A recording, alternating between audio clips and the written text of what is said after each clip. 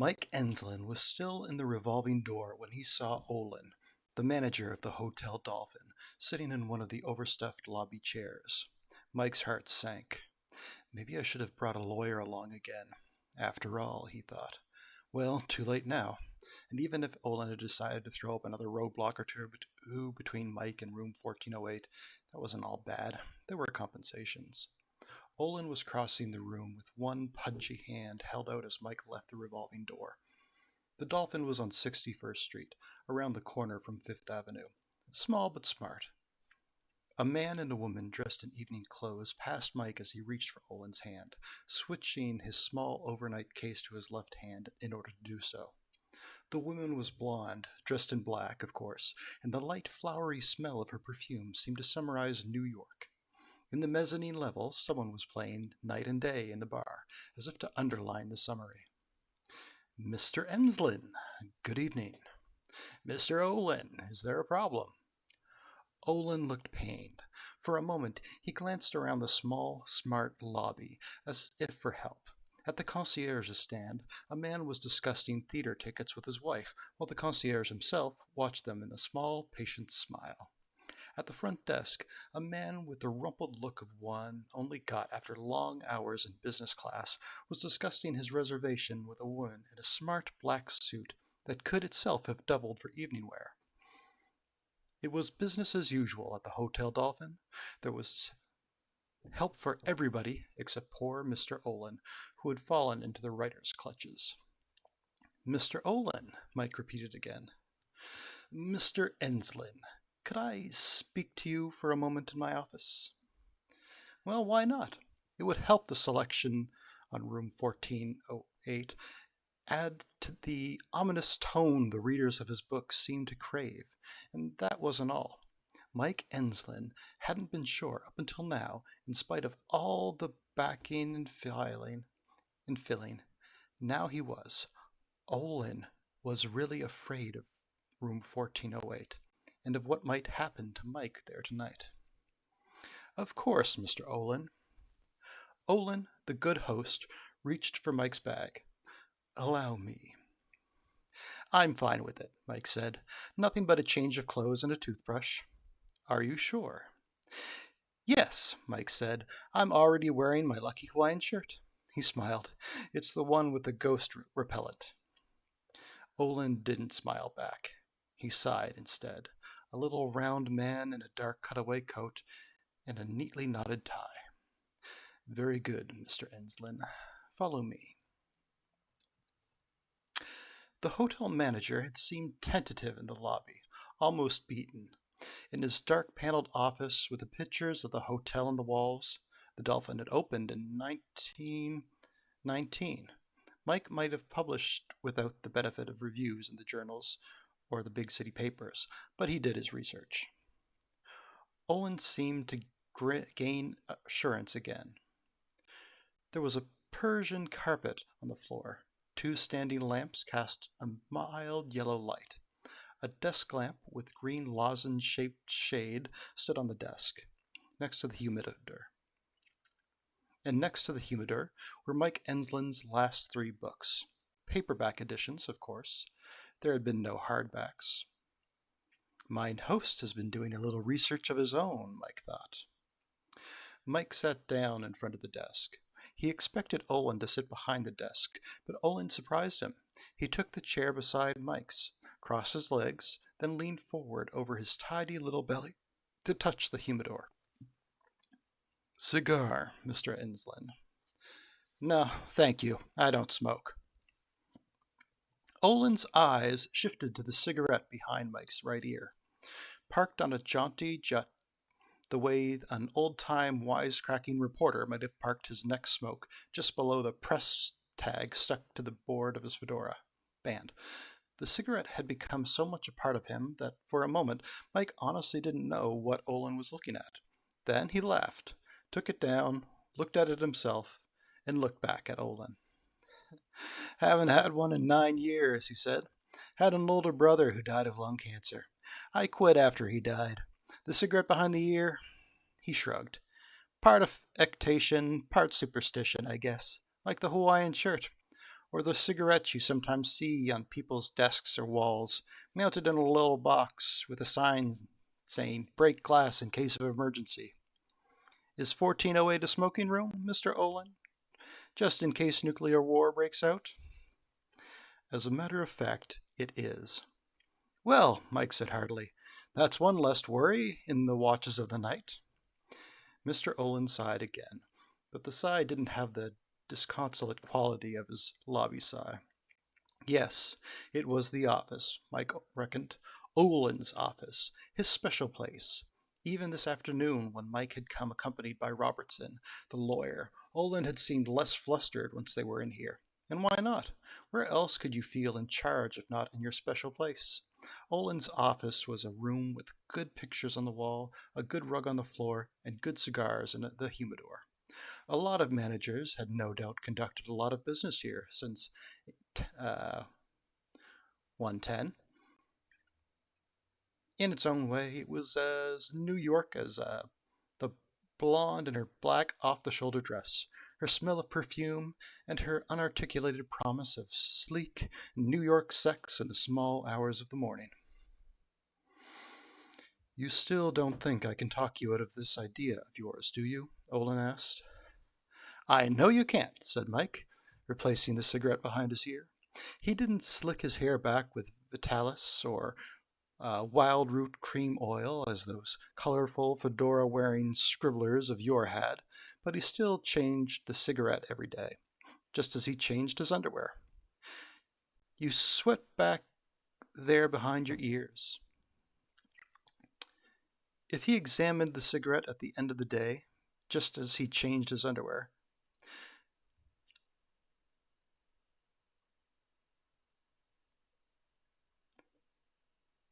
day before throwing...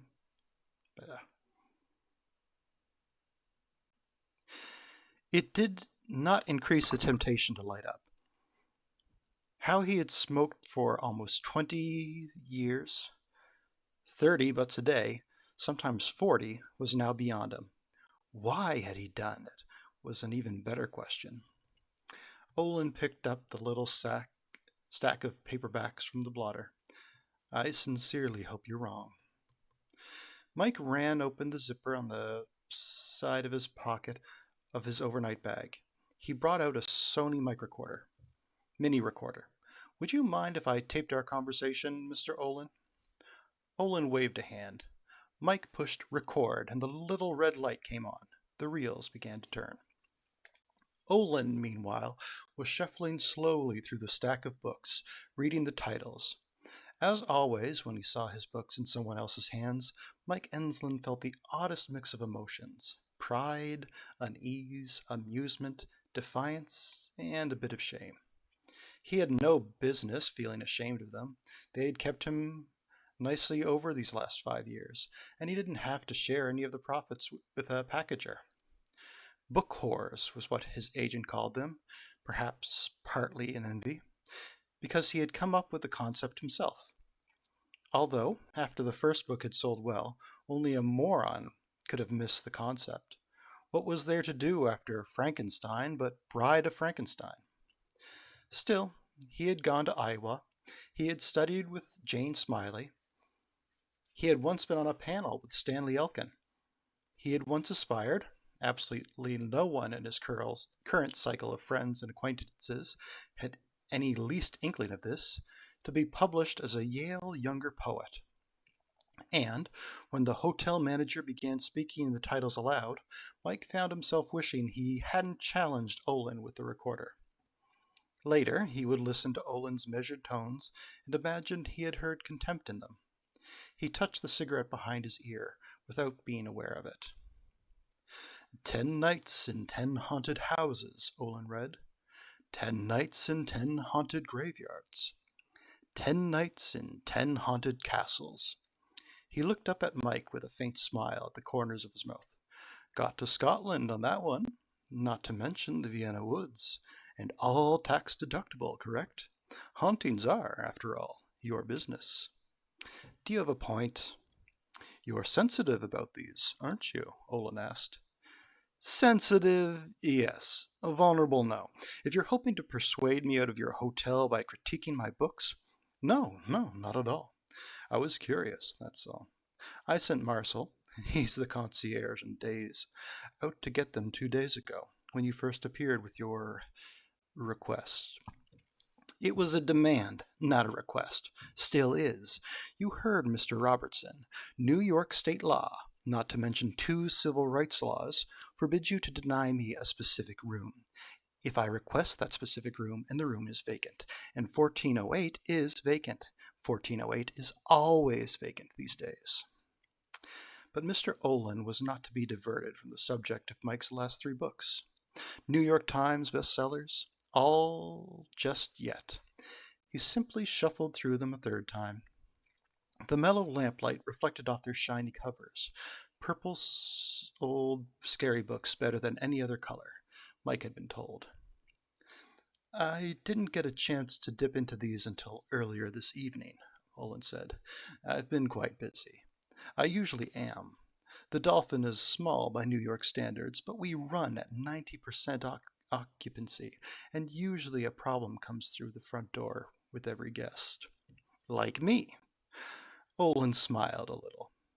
I'd say you're a bit of a special problem, Mr. Enslin. You and your Mr. Robertson and all your threats. Mike felt nettled all over again. He had made no threats unless Robertson himself was a threat, and he had been forced to use a lawyer, as a man might be forced to use a crowbar, on a rusty lockbox, which would no longer accept the key.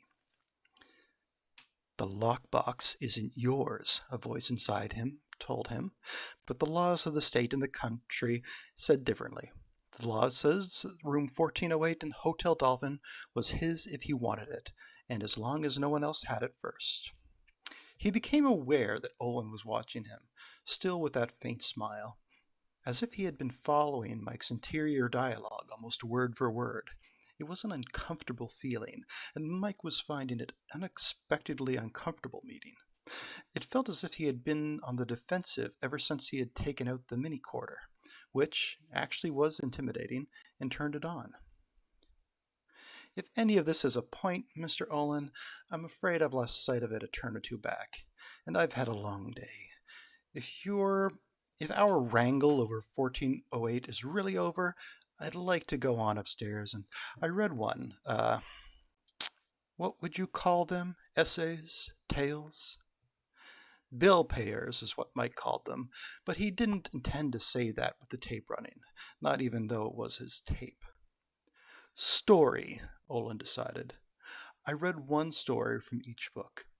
The one about the Rilsby house in Kansas from your Haunted Houses book. Ah, yes, the axe murders. The fellow who had chopped up all 6 members of the Eugene Rilsby family had never been caught. Exactly so.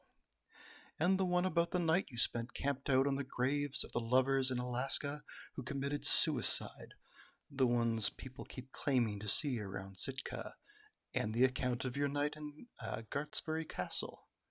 That was actually quite amusing. I was surprised.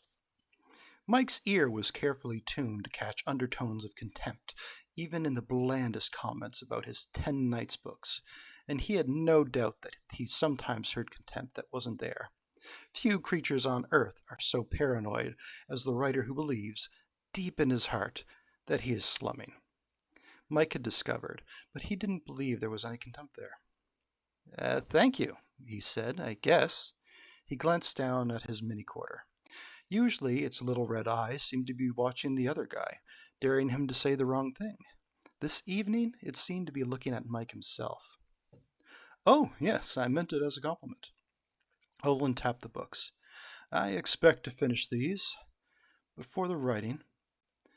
It's the writing I like. I was surprised to find myself laughing at your quite unsupernatural adventures in Gatsby Castle, and I was surprised to find you are as good as you are, as subtle as you are. I expected more hack and slash.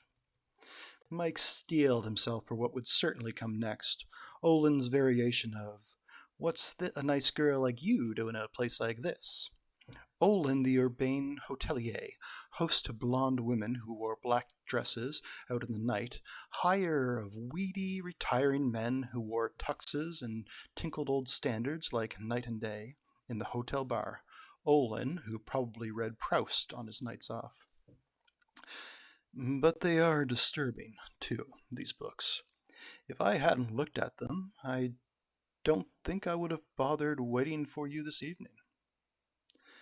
Once I saw that lawyer with his briefcase, I knew you meant to stay in that goddamn room, and that nothing I could say was apt to dissuade you. But the books. Mike reached out and snapped off the mini quarter. That little red eye was starting to give him the willies. Do you want to know why I'm a bottom feeding? Is that it? I assume you do it for the money, Olin said mildly. And you're feeding a long way from the bottom, at least in my estimation. Although it's interesting that you would jump so nimbly to such a conclusion. Mike felt warmth riding in his cheeks. No, this wasn't going the way he expected at all. He had never snapped his recorder off in the middle of a conversation. But Olin wasn't what he had seemed. I was led astray by his hands, Mike thought. Those pudgy little hotel manager hands with their neat white crescents of manicured nail. What concerned me, what frightened me, is that I found myself reading the work of an intelligent, talented man who doesn't believe one single thing he has written. That wasn't exactly true, Mike thought. He'd written perhaps 24 stories he believed in, had actually published a few. He'd written reams of poetry he believed in during his first 18 months in New York, when he had starved on the payroll of the Village Voice. But did he believe that the headless ghost of Eugene Rilsby walked his deserted Kansas farmhouse by moonlight? No. He had spent the night in that farmhouse, camped out on the dirty linoleum hills of the kitchen floor, had seen nothing scarier than two mice trundling along the baseboard. He had spent a hot summer night in the ruins of the Transylvanian castle where Vlad Tepes supposedly still held court. The only vampires to actually show up had been a fog of European mosquitoes. During the night camped out by the grave of a serial killer, Jeffrey Dahmer, a white, blood-streaked figure waving a knife had come up to him out of the 2 o'clock in the darkness, but the giggles of the apparition's friends had given him away, and Mike Enslin hadn't been terribly impressed.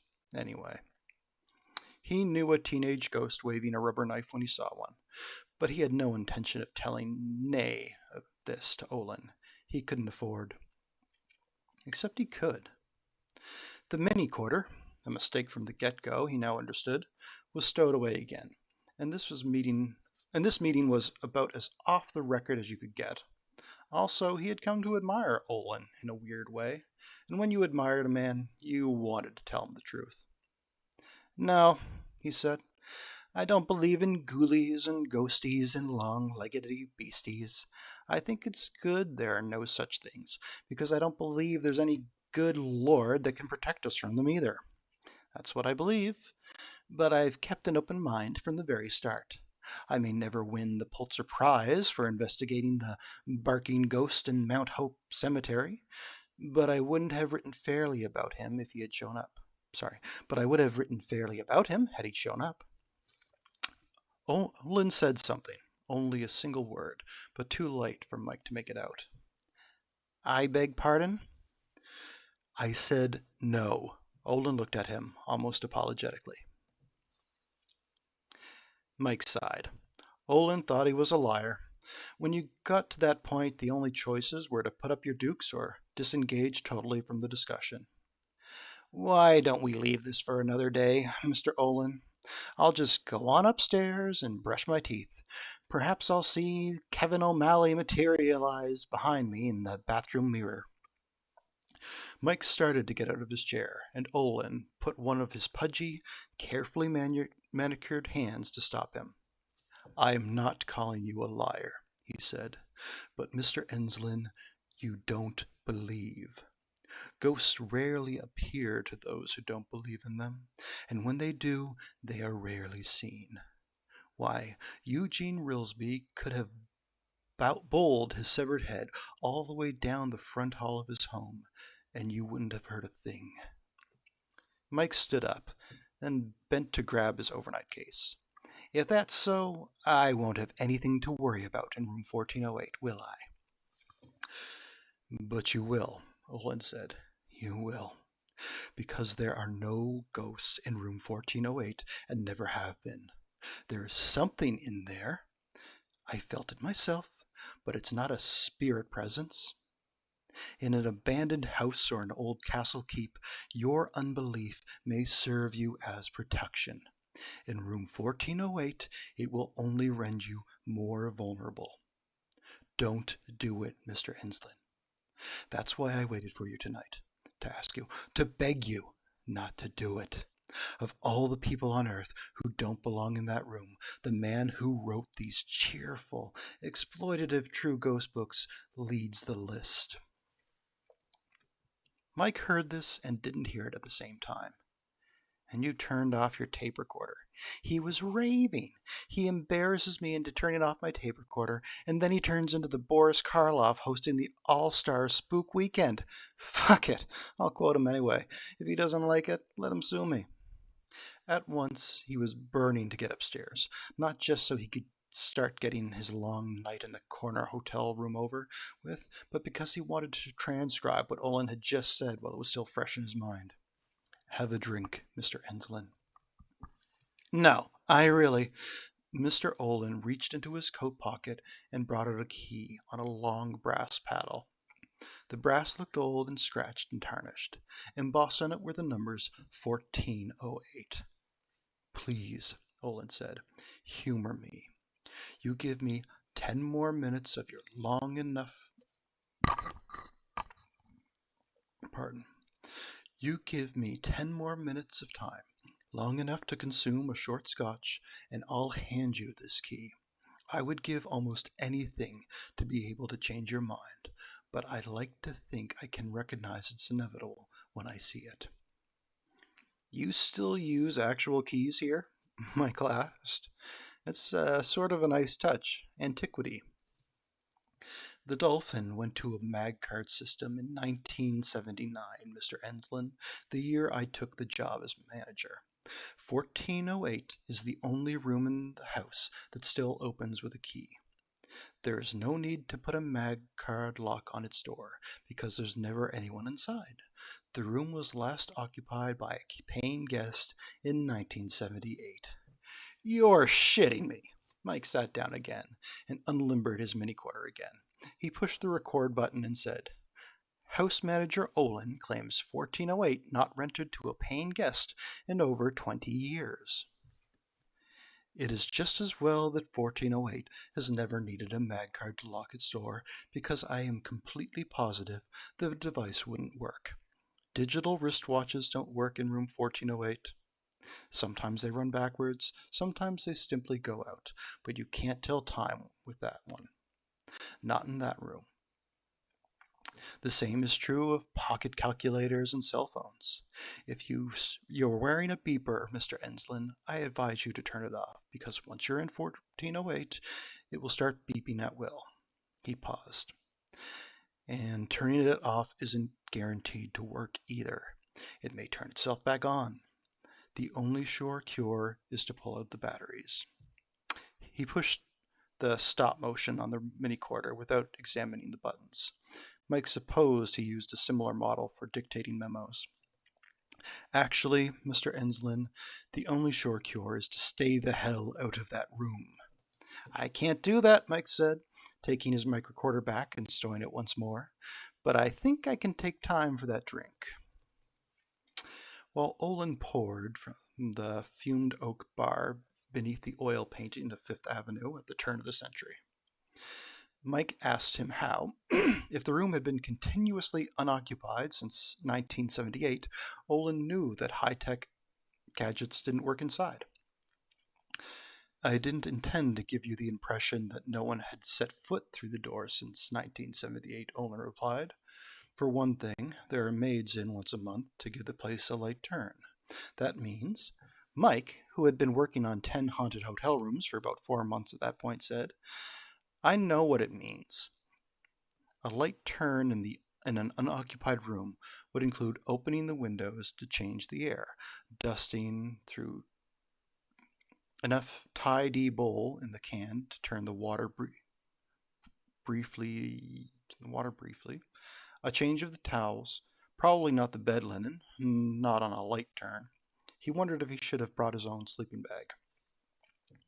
Crossing the Persian rug from the bar with their drinks in his hands, Olin seemed to read Mike's thought in his face. The sheets were changed this very afternoon, Mr. Enslin. Why don't you drop that? Call me Mike. I don't think I'd be comfortable with that, Olin said, handing Mike his drink. Here's to you. And you. Mike lifted his glass, meaning to clink it against Olin's, but Olin pulled his back. No, to you, Mr. Enslin. I insist. Tonight we should both drink to you. You'll need it. Mike sighed, clinked the rim of his glass against the rim of Olin's, and said, To me. You would have been right at home in a horror movie, Mr. Olin. You could have played the gloomy old butler who tries to warn the young married couple away from Castle Doom. Olin sat down. It's a part I haven't had to play often, thank God. Room 1408 isn't listed on any websites dealing with paranormal locations or psychic hotspots. That'll change after my book, Mike thought, sipping his drink. And there are no ghost tours, which stop at the Hotel Dolphin, although they do tour through the Sherry Netherland, the Plaza, and the Park Lane. We have kept 1408 as quiet as possible. Although, of course, the history has always been there for a researcher who is both lucky and tenacious. Mike allowed himself a small smile. Veronique changed the sheets, Olin said. I accompanied her. You should feel flattered, Mr. Enslin. It's almost like having your night's linen put on by royalty. Veronique and her sister came to the Dolphin as chambermaids in 1971 or 72. V, as we call her, is Hotel Dolphin's longest running employee, with at least 6 years seniority over me. She has since risen to head housekeeper. I'd guess she hadn't changed a sheet in 6 years before today, but she used to do it all the turns in 1408. She and her sister, until about 1992. Veronique and Celeste were twins, and had the bond between them seemed to make them, how shall I put it, not immune to 1408, but its equal, at least for the short periods of time needed to give a room a light turn. You're not going to tell me this Veronique's sister died in the room, are you? No, not at all. She left service here around 1988, suffering from ill health. But I don't rule out the idea that 1408 may have played a part in her worsening mental and physical conditions. We seem to have built up a rapport here, Mr. Olin. I hope I don't snap it by telling you I find that ridiculous. Olin laughed. So hard-headed for a student of the airy world.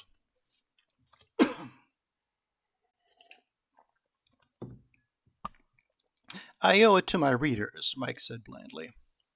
I suppose I simply could have left 1408 as is.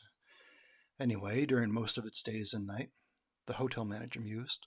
Door locked, lights off, shades drawn to keep the sun from fading the carpet, coverlet pulled up, doorknob breakfast menu on the bed. But I can't bear to think of the air getting stuffy and old, like the air in an attic. Can't bear to think of the dust piling up until it's thick and fluffy. What does that make me? Persnickety or downright obsessive? It makes you a hotel manager, I suppose. In any case, V and C turned that room very quick, just in and out, until C retired and V got her first big promotion. After that, I got other maids to do it in pairs, always picking ones who got on well with each other. Hoping for that bond to withstand the boogies? Hoping for that bond, yes. And you can make fun of the room, 1408, boogies as much as you want, Mr. Enslin, but you'll feel them almost at once. Of that I'm confident. Whatever there is in that room, it is not shy. On many occasions, all that I could manage, I went with the maids to supervise them. He paused, then added, almost reluctantly, to pull them out, I suppose, if anything truly awful started to happen. Nothing ever did. There were several who had weeping fits, one who had a laughing fit. I don't know why someone laughing out of control should be more frightening than someone sobbing, but it is. And a number who fainted. Nothing too terrible, however. I had time enough over the years to make a few primitive experiments, beepers and cell phones and such, but nothing too terrible, thank God. He paused again, then added a queer flat tone. One of them went blind. What? She went blind. Romy Van Gelder, that was. She was dusting the top of the television, and all at once she began to scream. I asked her what was wrong. She dropped her dust rag and put her hands over her eyes and screamed that she was blind, but that she could see all the most awful colors. They went away almost as soon as I got her through the door, and by the time I got her down the hallway to the elevator, her sight had begun to come back. You're telling me all this just to scare me, Mr. Olin, aren't you? To scare me off? Indeed, I am not. You know the history of the room, beginning with the suicide of the first occupant. Mike did. Kevin O'Malley, a sewing machine salesman, had taken his life on October 13, 1910. A leaper who had left a wife and 7 children behind. 5 men and 1 woman have jumped from that room's single window, Mr. Enslin. 3 women and 1 man have overdosed with pills in that room. 2 found in bed, 2 found in the bathroom. 1 in the tub, 1 sitting slumped on the toilet. A man hanged himself in the closet in 1970. Henry Storkin, Mike said. That one was probably accidental. Erotic asphyxiation? Perhaps. There was also Randolph Hyde, who slit his wrists, and then cut off his genitals for good measure while he was bleeding to death.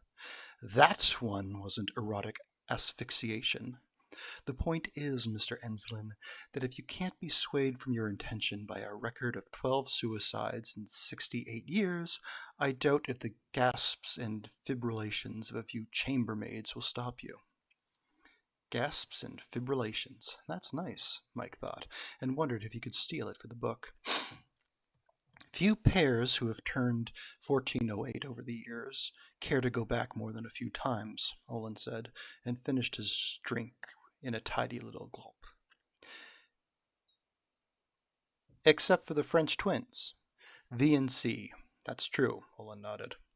Mike didn't care much about the maids and their, what had Olin called them? Their gasps and fibrillations.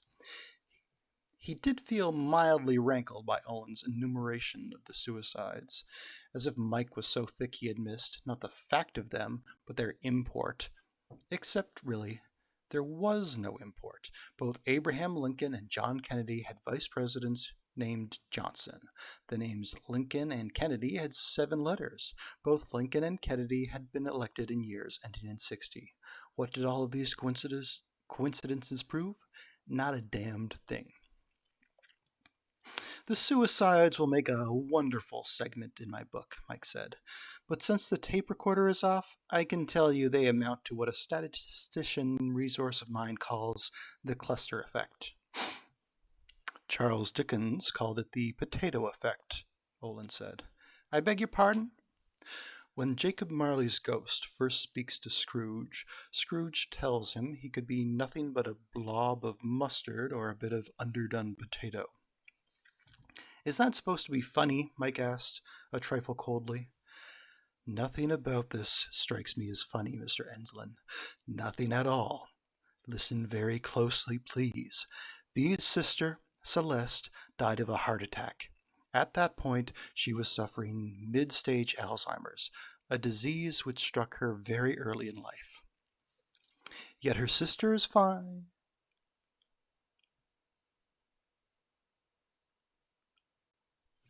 Yet her sister is fine and well, according to what you said earlier.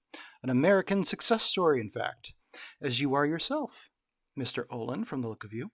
Yet you've been in and out of room 1408 how many times? 100? 200? For very short periods of time, Olin said. It's perhaps like entering a room filled with poison gas. If one holds one's breath, one may be all right. I see you don't like that comparison. You no doubt find it overwrought, perhaps ridiculous. Yet I believe it's a good one. He steepled his fingers beneath his chin. It's also possible that some people react more quickly and more violently to whatever lives in that room, just as some people who go scuba diving are more prone to the bends than others. Over the Dolphin's near century of operation, the hotel staff has grown ever more aware that 1408 is a poisoned room. It has become part of the house history, Mr. Enslin. No one talks about it, just as no one mentions the fact that here, in the most hotels, the 14th floor is actually the 13th. But they know it. If all the facts and records pertaining to that room were available, they would tell an amazing story, one more uncomfortable than your readers might enjoy. I should guess, for example, that every hotel in New York has had its suicides. But I would be willing to wager my life that only in Dolphin have there been a dozen of them in a single room. And leaving Celeste Ramado aside, what about the natural deaths in 1408? The so-called natural deaths? How many of them have there been? The idea of so-called natural deaths in 1408 had never occurred to him. 30, Olin replied. 30 at least. 30 that I know of. You're lying. The words were out of his mouth before he could call them back. No, Mr. Enslin, I assure you I am not. Did you really think that we kept the room empty just out of some vapid old wives' superstition or ridiculous New York tradition? The idea, maybe, that every fine old hotel should have at least one unquiet spirit clanking around the suite of invisible chains? Mike Enslin realized that just such an idea, not articulated but there, just the same, had indeed been hanging around his new 10 Nights book. To hear Olin scoff at it in the irritated tones of a scientist scoffing at a Borgia waving native did nothing to soothe his chagrin. We have our superstitions and traditions in the hotel trade, but we don't let them get in the way of our business, Mr. Enslin. There's an old saying in the Midwest where I broke into the business. There are no drafty rooms when the cattlemen are in town. If we have empties, we fill them. The only exception to that rule I have ever made, and the only talk like this I have ever had, is on account of room 1408, a room on the 13th floor whose very numerals add up to 13.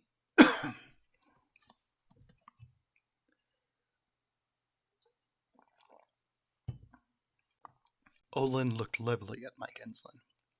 It is a room not only of suicides, but of strokes and heart attacks and epileptic seizures. One man who stayed in that room, this was in 1973, apparently drowned in a bowl of soup. You would undoubtedly call that ridiculous, but I spoke to the man who was head of hotel security at the time, and he saw the death certificate. The power of whatever inhabits that room seems to be less around midday, which is when the room turns always occur, and yet I know of several maids who have turned that room who now suffer from heart problems.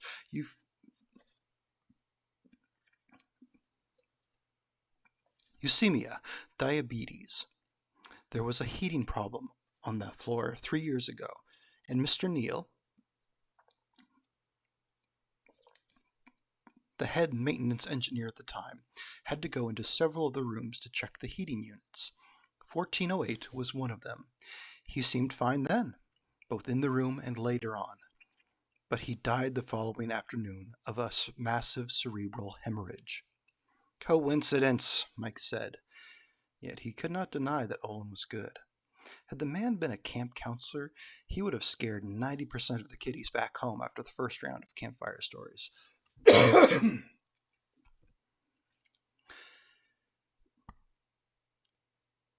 Mike found it an actual conscious effort to lift his hand. But once he got it moving, pardon me. Coincidence, Olin replied softly, not quite contemptuously. He held out the old-fashioned key and its old-fashioned brass paddle. How is your own heart, Mr. Enslin, not to mention your blood pressure and psychological condition? Mike found it took an actual conscious effort to lift his hand, but once he got it moving, it was fine. It rose to the key without even the minuteness trembling at the fingertips, so far as he could see. All fine, he said, grasping the worn brass paddle. Besides, I'm wearing my lucky Hawaiian shirt. Olin insisted on accompanying Mike to the 14th floor on the elevator, and Mike did not demur. He was interested to see that, once they were out of the manager's office and walking down the hall which led to the elevators, the man reverted to his less consequential self. He became once again poor Mr. Olin, the flunky who had fallen into the writer's clutches. A man in a tux, Mike guessed he was either the restaurant manager or the maitre d', stopped them, offered Olin a thin sheaf of paper, and murmured to him in French. Olin murmured back, nodding, and quickly scribbled his signature on the sheets. The fellow in the bar was now playing Autumn in New York from the distance. It had an echoey sound, like music heard in a dream. The man in the tuxedo said, Merci bien, and went on his way. Mike and the hotel manager went on theirs. Olin again asked if he could carry Mike's little valise, and Mike again refused. In the elevator, Mike found his eyes drawn to the neat triple row of buttons. Everything was where it should have been. There were no gaps. And yet, if you looked more closely, you saw that there it was. The button marked 12 was followed by the one marked 14. As if, Mike thought, they could make the number non-existent by omitting it from the control panel of an elevator. Foolishness. And yet Olin was right. It was done all over the world. As the car rose, Mike said, I'm curious about something. Why didn't you simply create a fictional resident for room 1408, if it scares you all as badly as you say it does? For that matter, Mr. Olin, why not declare it as your own residence? I suppose I was afraid I would be accused of fraud, if not by the people responsible for enforcing the state and federal civil rights status. Hotel people feel about civil rights laws as many of your readers probably feel about clanking chains in the night, than by my bosses, if they got wind of it.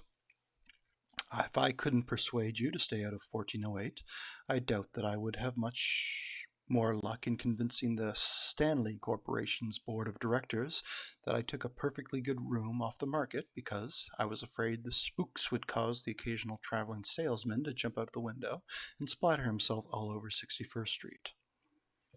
Mike found this the most disturbing thing Olin had said. Because he's not trying to convince me anymore, he thought. Whatever salesmanship powers he had in his office, maybe it's some vibe that comes from the Persian rug. He loses it out here. Competency, yes, you could see that when he was signing the maitre d's chits, but not salesmanship, not personal magnetism, not out here. But he believes it. He believes it all. Above the door, the illuminated 12 went out and the 14 came on. The elevator stopped. The door slid open to reveal a perfectly ordinary hotel corridor with red and gold carpet, most definitely not Persian, and electric fixtures that looked like 19th century gaslights. Here we are, Olin said. Your floor. You'll pardon me if I leave you here. 1408 is on your left at the end of the hall. Unless I absolutely have to, I don't get closer than this. Mike Enslin stepped out of the elevator on legs that seemed heavier than they should have been. He turned back to Olin, a pudgy little man in a black coat and carefully knotted wine-colored tie. Olin's manicured hands were clasped behind him now, and Mike saw that the little man's face was as pale as cream. On his high, lineless forehead, drops of perspiration stood out. "There is a telephone in your room, of course," Olin said. "You could try it if you find yourself in trouble, but I doubt that it will work. Not if the room doesn't want it to." Mike thought of a reply, something about how that would save him a room service charge at least, but all at once his tongue seemed as heavy as his legs. It just lay there on the floor of his mouth.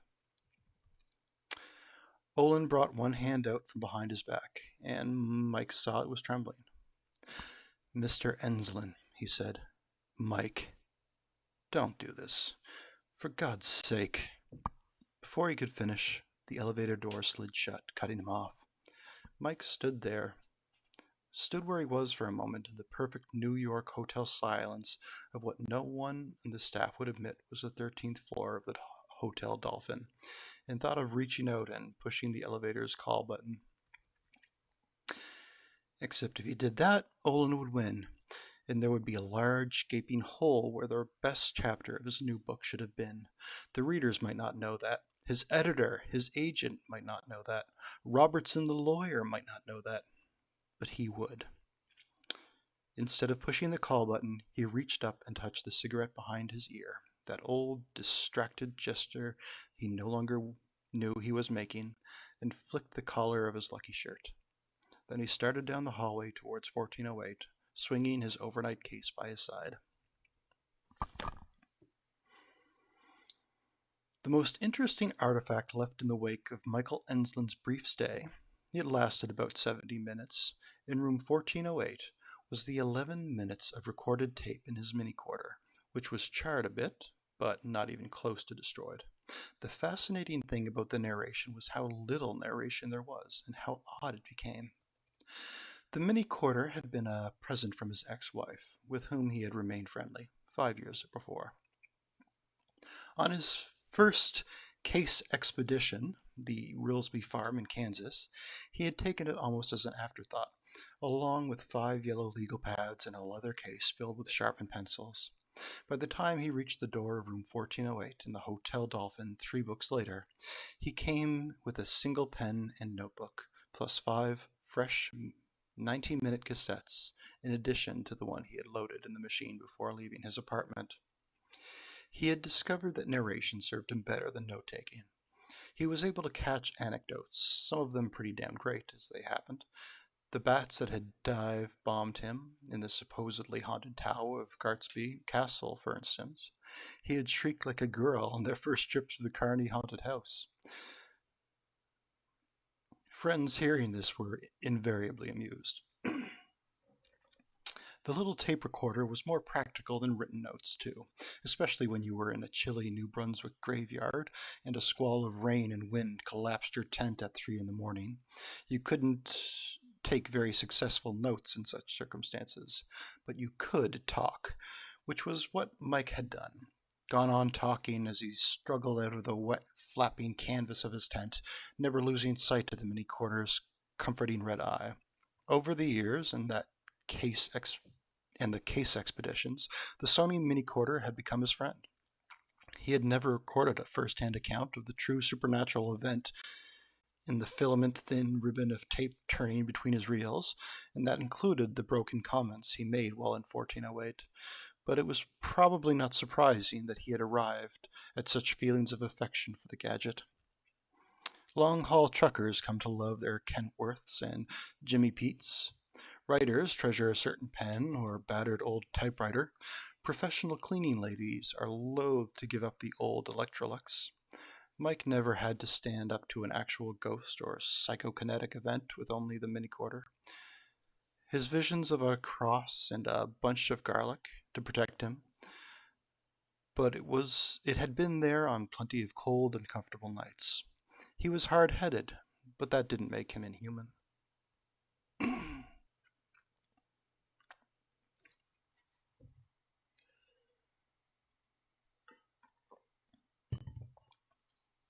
His problem with 1408 started before he even got into the room.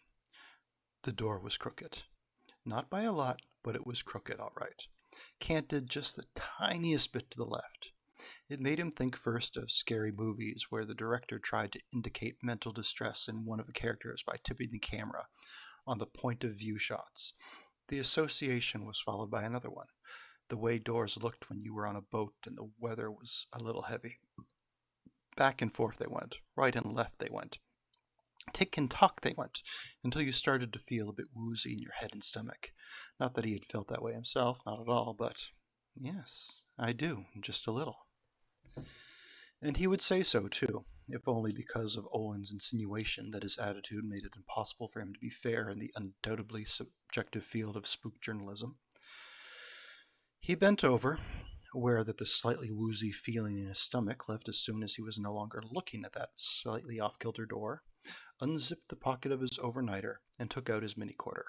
He pushed record as he straightened up, saw the little red eye go on, and opened his mouth to say, "The door of room 1408 offers its own unique greeting. It appears to have been set crooked, tipped slightly to the left."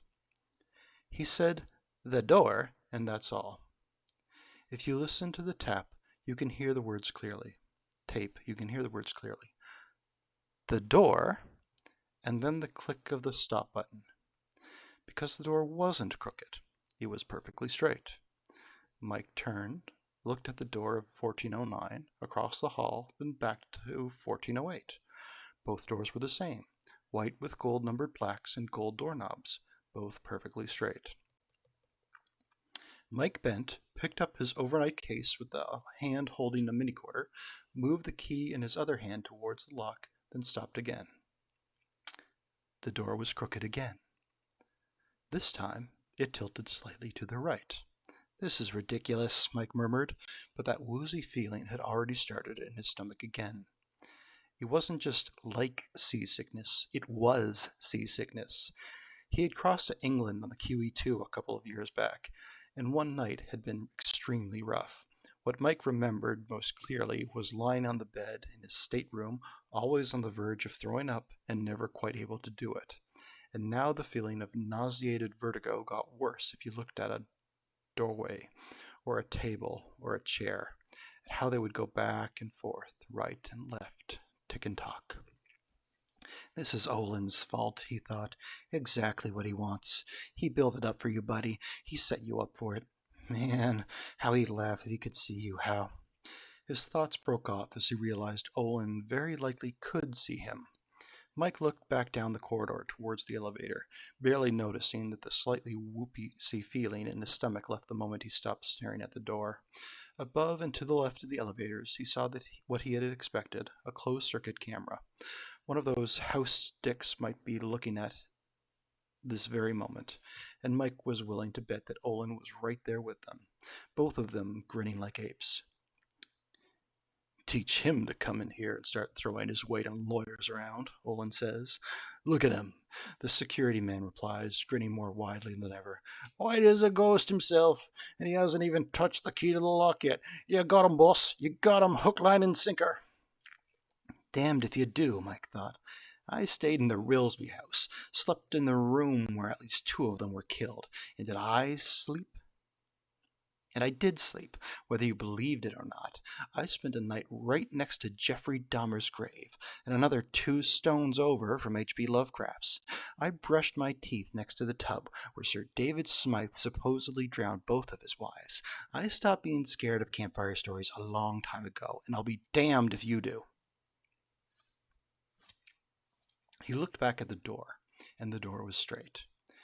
He grunted, pushed the key into the lock, and turned it. The door opened. Mike stepped in.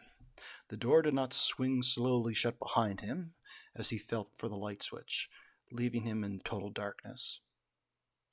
Besides, the lights of the apartment building next door shone through the window. He found the switch.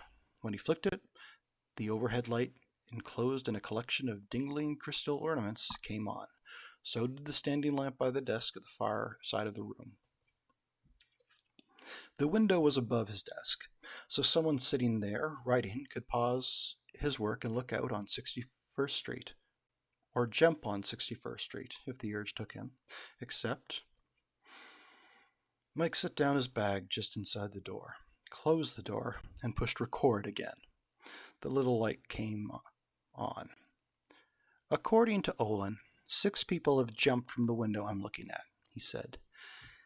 But I won't be taking any dives from 14th because, the 13th floor of Hotel Dolphin tonight. There's an iron or steel mesh grill over the outside. Better safe than sorry. 1408 is what you could call a junior suite, I guess. The room I'm in has 2 chairs, a sofa, a writing desk, a cabinet that probably contains a TV and maybe a minibar. Carpet on the floor is unremarkable, not a patch on Olin's. Believe me. Wallpaper, ditto. Wait. At this point, the listener hears another click on the tape as Mike hits the stop button again. All the scant narration on the tape has the same fragmentary quality, which is utterly unlike the other 150 or so tapes in his literary agent's possession. In addition, his voice grows steadily more distracted. It is not the voice of a man at work, but of a perplexed individual who has begun talking to himself without realizing it. The elliptical nature of the tapes and that growing verbal distraction combine to give most listeners a distinct feeling of unease. Many ask that the tape be turned off long before the end is reached. Mere words on page cannot adequately convey the listener's growing conviction that he is hearing a man lose, if not his mind, then his hold on conventional reality. But even the flat words themselves suggest that something was happening. What Mike had noticed at this point were the pictures on the walls. There were 3 of them. A lady in 20s style evening dress standing on a staircase, a sailing ship done in the fashion of Currier and Ives, and a still life of fruit. The latter painted with an unpleasant yellow-orange cast to the apples as well as the oranges and bananas. All 3 pictures were in glass frames, and all 3 were crooked. He had been about to mention the crookedness on the tape, but what was so unusual, so worthy of comment about the 3 off-kilter pictures? That a door should be crooked, well, that had a little bit of the old cabinet of Dr. Caligari charm, but the door hadn't been crooked. His eyes had tricked him for a moment, that was all. The lady on the stairs tilted left. So did the sailing ship, which showed bell-bottomed British tars lining the rail to watch a school of flying fish. The yellowish-orange fruit, to Mike it looked like a bowl of fruit painted by the light of a suffocating equatorial sun. Paul Bowles' desert sun tilted to the right. Although he was not ordinarily a fussy man, he circled the room, setting them straight. Looking at them crooked like that was making him feel a touch nauseated again. He wasn't entirely surprised, either. One grew susceptible to feelings.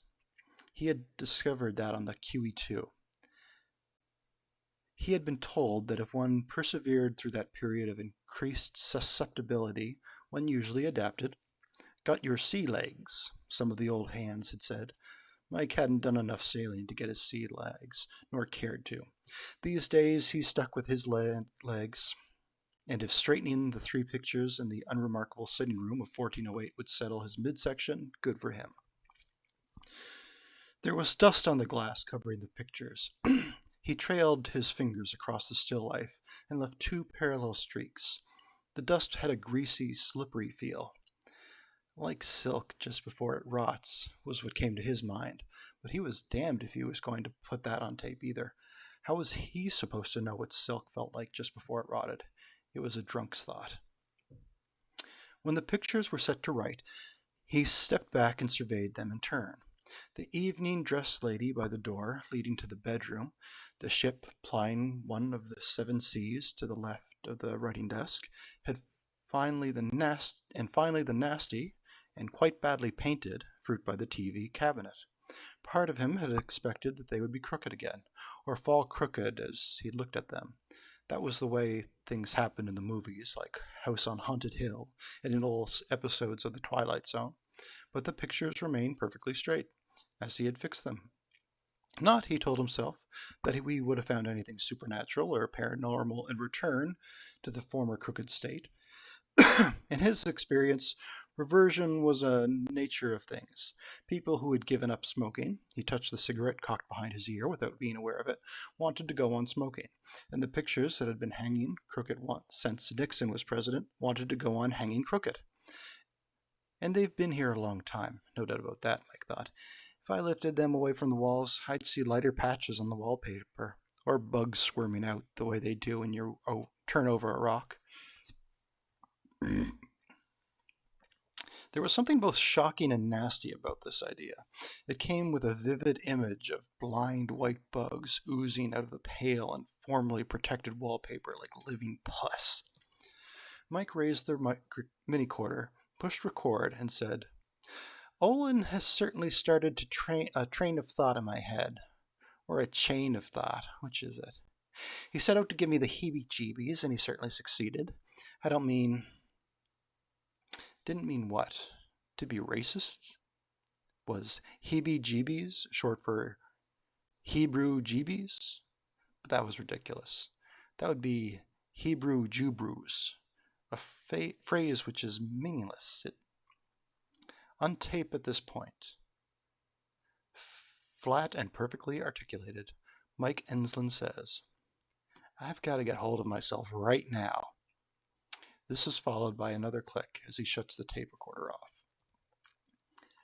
He closed his eyes and took 4 long, measured breaths, holding each one in to a 5 count before letting it out again. Nothing like this had ever happened to him. Not in the supposedly haunted houses, the supposedly haunted graveyards, nor the supposedly haunted castles. This wasn't like being haunted or what he imagined being haunted would be like. This was like getting stoned on bad, cheap dope. Olin did this. Olin hypnotized you, but you're going to break out of it. You're going to spend the goddamn night in this room, and not just because it's the best location you've ever been in. Leave out Olin, and you've got damn near enough for the ghost story of the decade already, but because Olin doesn't get to win. Him and his bullshit story about how 30 people have died in here, and they don't get to win. I'm the one in charge of the bullshit here. So just breathe in, breathe out. Breathe in and out. In and out. He went on like that for nearly 90 seconds, and when he opened his eyes again, he felt normal. The pictures on the wall, still straight. Fruit in the bowl, still yellow-orange and uglier than ever. Desert fruit for sure. Eat one piece of that and you'll shit until it hurts. He pushed record. The red eye went on. I had a little vertigo for a minute or two, he said, crossing the room to the writing desk and the window with its protective mesh outside. It might have been a hangover from Olin's yarning, but I couldn't believe I felt genuine presence here. He felt no such thing, of course, but once that was on tape, he could write almost anything he pleased. The air is stale, not musty or foul-smelling. Olin said the place gets aired every time it gets turned, but the turns are quick and, yeah, it's stale. Look at this. There was an ashtray on the writing desk, one of those little ones made of thick glass that you used to see in hotels everywhere, and in it was a book of matches. On the front was the Hotel Dolphin. In front of the hotel stood a smiling doorman in a very old-fashioned uniform, the kind with shoulder boards, gold frogging, and a cap that looked as if it had belonged in a gay bar. Perched on the head of a motorcycle ramrod, wearing nothing else but a few silver body rings. Going back and forth on Fifth Avenue in front of the hotel were cars from other era. Packard and Hudson's, Studebakers, and the Finney Chrysler New Yorkers. The matchbook and ashtray look like it comes from about 1955, Mike said, and slipped it into the pocket of his lucky Hawaiian shirt. I'm keeping it as a souvenir. Now it's time to get a little fresh air.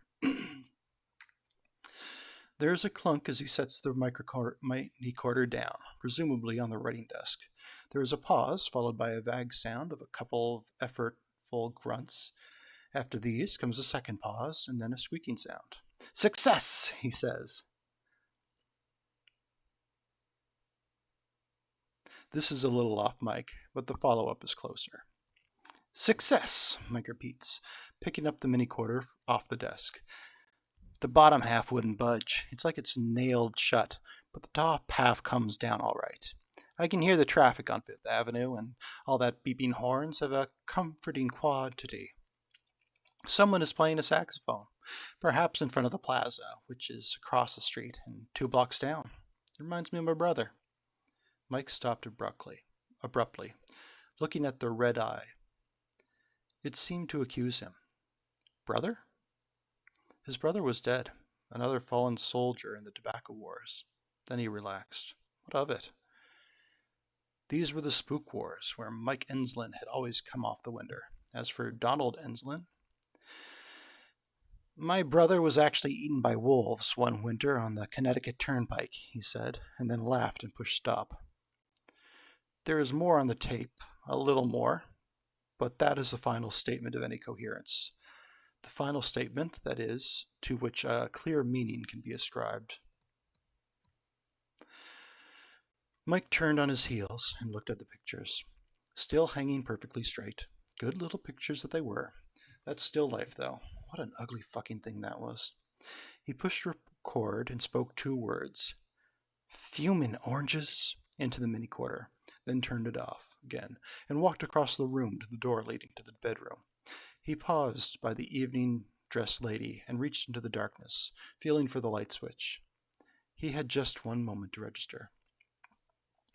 It feels like skin, like old dead skin. Something wrong with the wallpaper under his sliding palm, and then his fingers found the switch. The bedroom was flooded with yellow light from another of those ceiling figures buried in hanging glass baubles.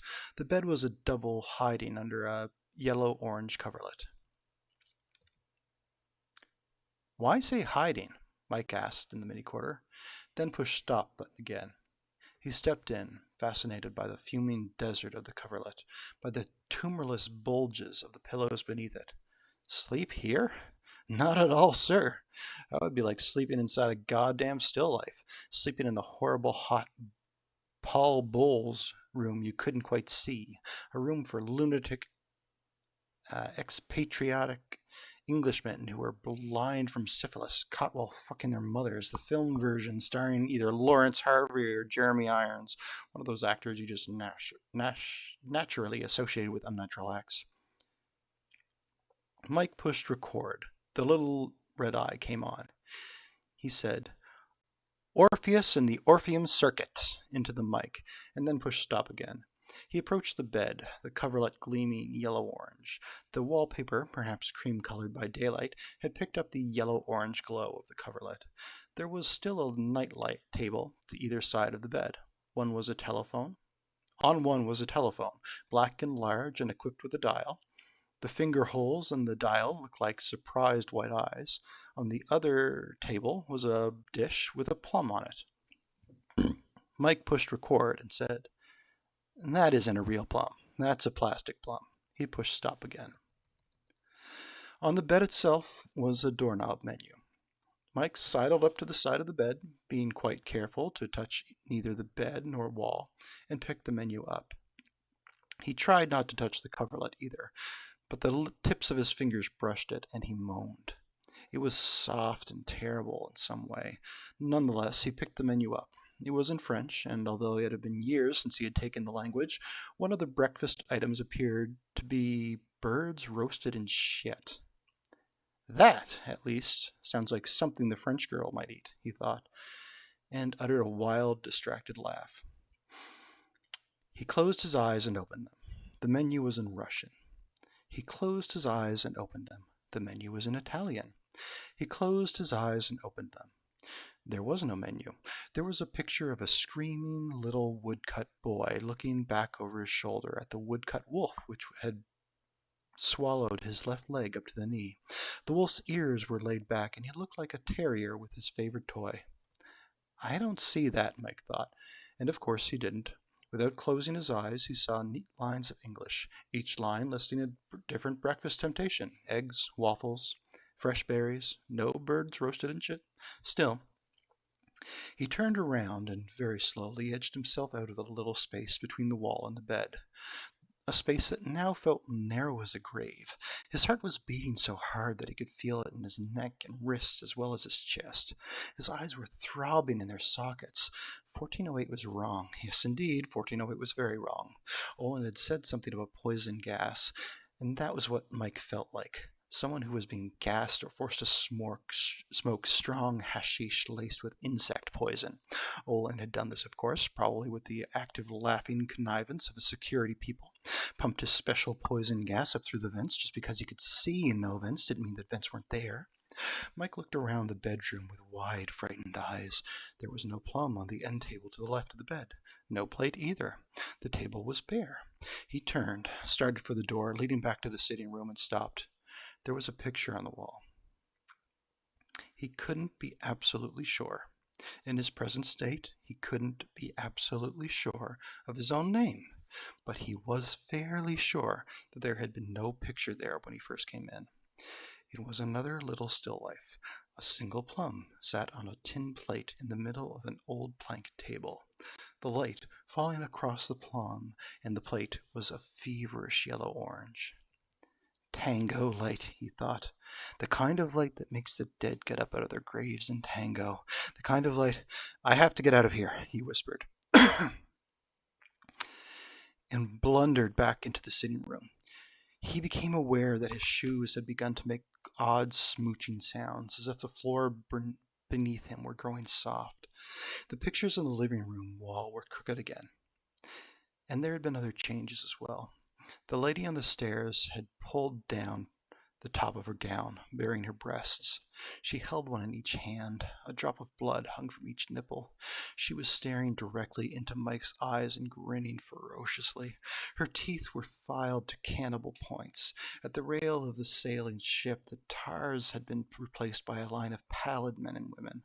The men on the far left near the ship's bow wore a brown wool suit and held a derby hat in one of his hands. His hair was slicked to his brow and parted in the middle. His face was shocked and vacant. Mike knew his name. Kevin O'Malley, this room's first occupant.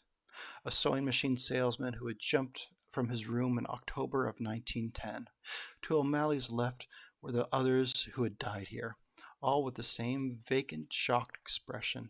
It made them look related, all members of the same inbred and cataclysmically retarded family. In the picture where the fruit had been, there now was a severed human head. Yellow-orange light swam off the sunken cheeks, the sagging lips, the upturned gazing eyes, the cigarette parked behind the right ear.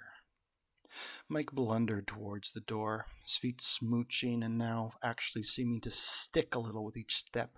The door wouldn't open, of course. The chain hung unengaged. The thumb bolt stood straight up like a clock's hand pointing to 6 o'clock, but the door would not open. Breathing rapidly, Mike turned from it and waited. That was what it felt like across the room to the writing desk. He could see the curtains behind the window. He had opened a crack, waving desultorily, but he could feel no fresh air against his face. It was as though the room were swallowing it. He could still hear horns on Fifth, but they were now so very distant. Did he still hear the saxophone? If so, the room had stolen its sweetness and melody and left only the atonal, reedy drone, like the wind blowing across a hole in a dead man's neck, or a pop bottle filled with the severed fingers, or "Stop it," he tried to say, but he could no longer speak. His heart was hammering at a terrible pace, and if it went much faster, it would explode. His mini-quarter, faithful companion of many case expeditions, was no longer in his hand. He had left it somewhere. In the bedroom? If it was in the bedroom, it was probably gone by now, swallowed up by the room. When it was digested, it would be excreted into one of the pictures. Gasping for breath like a runner nearing the end of a long race, Mike put a hand on his chest as if to soothe his heart. What he felt in the left breast pocket of his gaudy shirt was the small, square shape of the mini quarter. The feel of it, so solid and known, steadied him a little, brought him back a little. He became aware that he was humming, and that the room seemed to be humming back at him, as if myriad mouths were concealed beneath its smoothly nasty wallpaper. He was aware that his stomach was now so nauseated that it seemed to be swinging in its own greasy hammock. He could feel the air crowding against his ears in soft, coagulated clots, and it made him think of how fudge was when it reached the soft ball stage. But he was back a little, enough to be positive of one thing.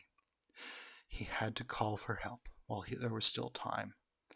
The thought of Olin smirking in his deferential New York hotel manager way and saying, "I told you so," didn't bother him, and the idea that Olin had somehow induced these strange perceptions and horrible fear by chemical means had entirely left his mind. It was the room. It was the goddamn room. He meant to jab out a hand to hold the old-fashioned phone, the twin of the one in the bedroom, and snatch it up. Instead, he watched his arm descend to the table in a kind of delirious slow motion, so like the arm of a diver he almost expected to see bubbles rising from it. He closed his fingers around the handset and picked it up. His other hand dove, as deliberate as the first, and dialed 0. As he put the handset of the phone against his ear, he heard a series of clicks as the dial spun back to its original position. It sounded like the wheel of fortune. Do you want to spin, or do you want to solve the puzzle? Remember that if you solve the puzzle and fail, you will be put into the snow beside the Connecticut Turnpike, and the wolves will eat you. There was no ring in his ear. Instead, a harsh voice simply began speaking. "This is 9. 9. This is 9. 9. This is 10. 10. We have killed your friends. Every friend is now dead. This is 6. 6. Mike listened with growing horror, not at what the voice was saying, but at all its rasping emptiness. It was not a machine-generated voice, but it wasn't a human voice either. It was the voice of the room. The presence pouring out of the walls and floor, the presence speaking to him from the telephone, had nothing in common with any haunting or paranormal event he had ever read about. There was something alien here. No, not yet here, but coming. It's hungry and your dinner. The phone fell away from his relaxed fingers, and he turned around. It swung at the end of its cord, the way his stomach was swinging back and forth inside of him, and he could hear that voice rasping out of the black. 18. This is now 18. Take cover when the siren sounds. This is 4. 4. Before him, the room began to melt. It was sagging out of its right angles and straight lines, not into curves, but into strange Moorish arcs that hurt his eyes. The glass chandelier in the center of the ceiling began to sag like a thick glob of spit. The pictures began to bend, turning into shapes like windshields of old cars. From behind the glass of the picture, by the door leading into the bedroom, 20s woman in the bleeding nipples and grinning cannibal teeth whirled around and ran back up the stairs, going with the jerky, delirious, high-knee pistoning of a vamp in a silent movie. The telephone continued to grind and spit. The voice coming from it now had the voice of an electric hair clipper, and that has learned how to talk. 5. This is 5. Ignore the siren. Even if you leave this room, you can never leave the room. 8. This is 8. The door in the bedroom and the door in the hall had begun to collapse downward, widening into the middle and becoming doorways for beings possessed of unhallowed shapes. The light began to glow bright and hot, filling the room with that yellow-orange glow. Now he could see the rips in the wallpaper, black pores that quickly grew to become mouths. The floor sank into a concave arc, and now he could hear it coming back. The dweller in the room behind the room, the thing in the walls, the owner of the buzzing voice. 6, the phone screamed. 6, this is goddamn fucking 6. He looked down at the matchbook in his hand, the one he had picked out of the bedroom ashtray. Funny old doorman, funny old cars with their big chrome grills, the words running across the bottom that he hadn't seen in a long time, because now the strip of adhesive was always on the back. Close cover before striking. Without thinking about it, he no longer could think, Mike Enslin tore out a single match, allowing the cigarette to drop out of his mouth at the same time. He struck the match and immediately touched it to the others in the book. There was a sound, a strong whiff of burning sulfur that went into his head like a whiff of smelling salts, and a bright flare of match heads. And again, without so much as a single thought, Mike held the flaring bouquet of fire against the front of his shirt. It was a cheap thing made in Korea or Cambodia or Borneo. Old now, it caught fire at once. Before the flames could blaze up in front of his eyes, rendering the room once again unstable, Mike saw it clearly, like a man who has awakened from a nightmare, only to find the nightmare all around him. His head was clear. The strong whiff of sulfur and the sudden rising heat from his shirt had done that much, but the room maintained its insanely Moorish aspect. Moorish was the wrong word, not even very close, but it was the only word that seemed ever to reach toward what happened here. That was still happening. He was in a melting, rotting cave full of swoops and mad tilts. The door to the bedroom had become the door to some sarcophagal inner chamber, and to his left, where the picture of the fruit had been, the wall was bulging inward towards him, splitting open at these long cracks that gaped like mouths opening on a world from which something was now approaching. Mike Enslin could hear slobbering, avid breath, and smell something alive and dangerous. It smelled a little like the lion house, and the flames scorched the under shelf of his chin. Banishing thought. The heat rising from his blazing shirt put that waver back into the world, and as he began to smell the crispy aroma of his chest hair starting to fry, Mike again bolted across the sagging rug of the hall door. An insectile buzzing sound had begun to sweat out the walls. The yellow-orange light was steadily brightening, as if a hand were turning up an invisible rheostat. But this time, when he reached the door and turned the knob, the door opened. It was as if the thing behind the bulging wall had no use for a burning man. Did not, perhaps, relish cooked meat. A popular song from the 50s suggests that love makes the world go round, but coincidence would probably be a better bet. Rufus Dearborn, who was staying that night in room 1414, up near the elevators, was a salesman for the Singer Sewing Machine Company, in town from Texas to talk about moving up to an executive position. And so it happened that 90 or so years after room 1408's first occupant jumped to his death, another sewing machine salesman saved the life of the man who had come to write about the purportedly haunted room. Or perhaps that is an exaggeration. Mike Enslin might have lived, even if no one, especially a fellow on his way back from a visit to the ice machine, had been in the hallway at that moment. Having your shirt catch fire is no joke, though, and he certainly would have been burned much more severely and extensively, if not for Dearborn, who thought fast and moved even faster. Not that Dearborn ever remembered exactly what happened. He constructed a coherent enough story for the newspapers and TV cameras. He liked the idea of being a hero very much, and it certainly did no harm to his executive aspirations, and he clearly remembered seeing a man on fire lunge out into the hall. But after that Everything was a blur. Thinking about it was like trying to reconstruct the things you had done during the vilest, deepest drunk of your life. One thing was sure.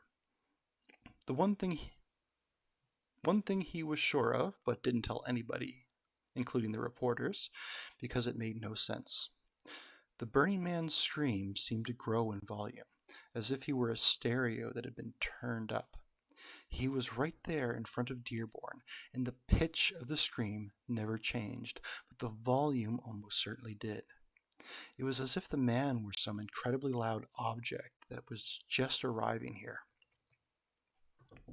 Dearborn ran down the hall with the full ice bucket in his hand. The Burning Man. Was just a shirt fire. I saw that right away, he told the reporters, struck the door opposite the room he had come out of, rebounded, staggered, and fell to his knees. That was when Dearborn reached him. He put his foot on the burning shoulder of the screaming man's shirt and pushed him over onto the hall carpet. Then he began dumping the contents of the ice bucket onto him. These things were blurred in his memory, but accessible. He was aware that the burning shirt seemed to be casting far too much light, a sweltering yellow-orange light that made him think of a trip he and his brother had made to Australia 2 years before. They had rented an all-wheel drive and had taken off across the Great Australian Desert. The few natives called it the Great Australian Bugger All, the Dearborn brothers discovered. A hell of a trip, great but spooky, especially the big rock in the middle, Ayers Rock. They had reached it right around sunset, and the light on its main face was like this, hot and strange. Not really what you thought as of Earthlight at all. He dropped beside the burning man, who was now only the smoldering man, the covered with ice cubes man, and he rolled him over to stifle the flames, reaching around the back of his shirt. When he did, he saw the skin on the left side of the man's neck had gone a smoky, bubbly red, and the lobe of his ear on that side had melted a little. But otherwise... Dearborn looked up, and it seemed this was crazy, but it seemed the door to the room the man had come out of was filled with the burning light of the Australian sundown, the hot light of an empty place where things no man had ever seen might live. It was terrible, that light, the low buzzing like an electric clipper that was trying desperately to speak. But it was fascinating, too. He wanted to go into it. He wanted to see what was behind it. Perhaps Mike saved Dearborn's life as well. He was certainly aware that Dearborn was getting up, as if Mike no longer held any interest for him, and that his face was filled with that blazing, pulsing light coming out of 1408. He remembered this better than Dearborn later did himself. But of course, Rufy Dearborn had not been reduced to setting himself on fire in order to survive. Mike grabbed the cuff of Dearborn's slacks. "Don't go in there," he said in a cracked, smoky voice. "It'll never come out." Dearborn stopped, looked down at the reddening, blistering face of the man on the carpet. "It's haunted," Mike said, as if the words had been a talisman. "It's haunted," Mike said, and as if the words had been a talisman, the door of room 1408 slammed furiously shut, cutting off the light, cutting off the terrible buzz that was almost words. Rufus Dearborn, one of Singer Sewing Machine's finest, ran down to the elevators and pulled the fire alarm.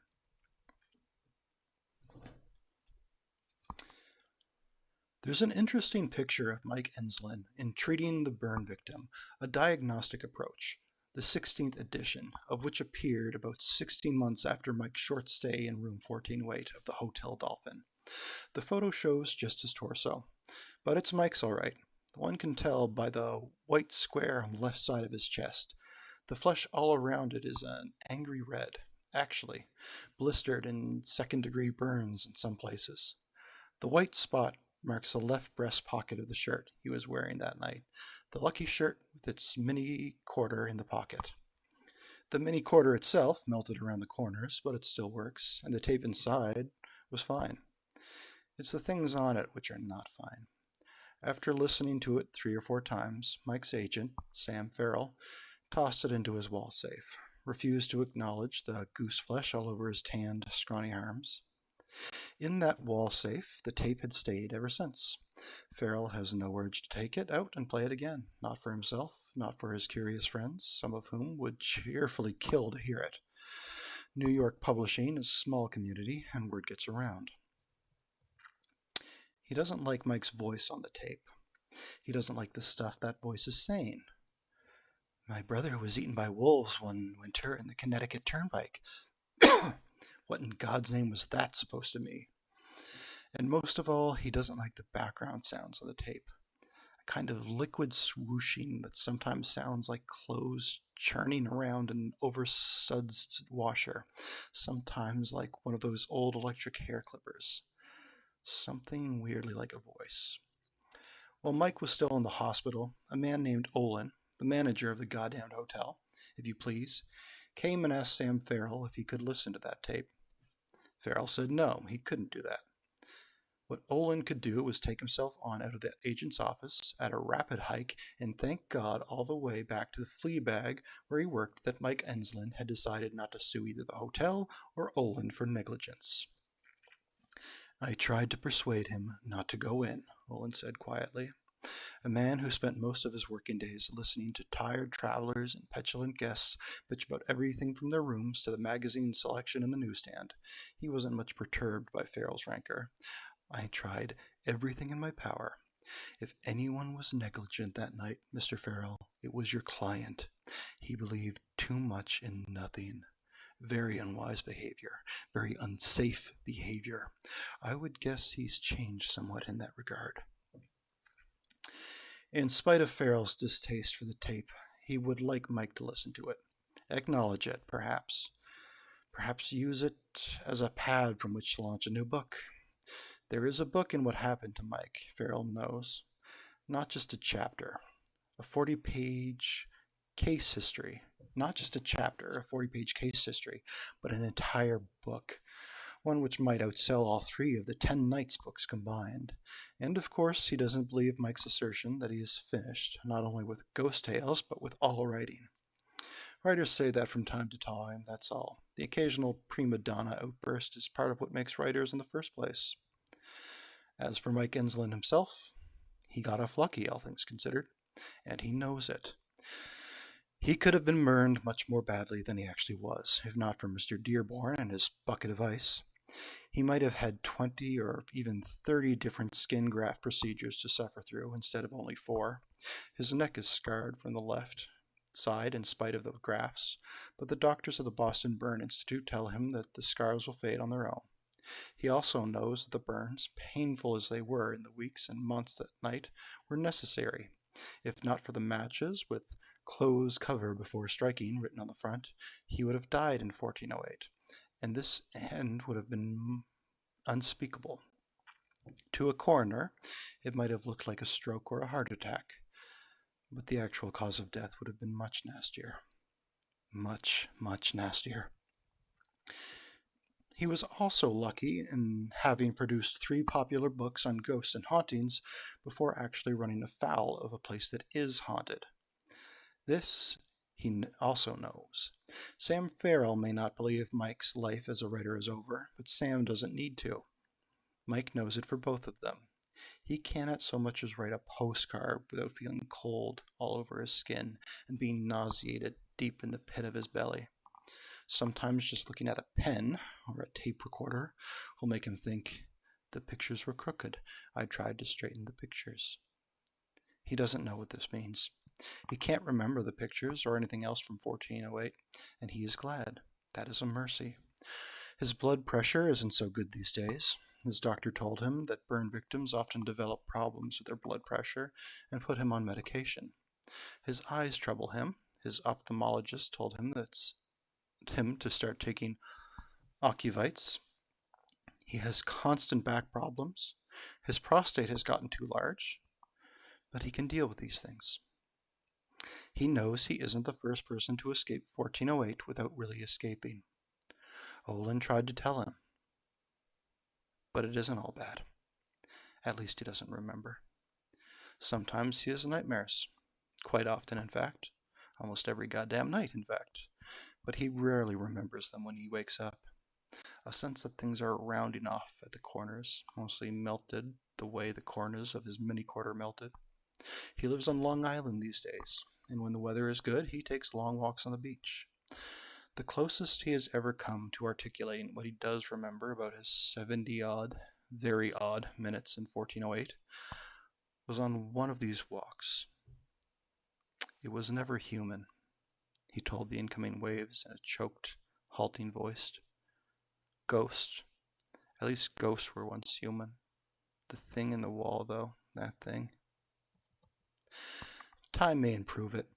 He can and does hope for that. Time may fade in, as it will fade the scars on his neck. In the meantime, though, he sleeps with the lights in his bedroom on, so he will know at once where he is when he wakes up.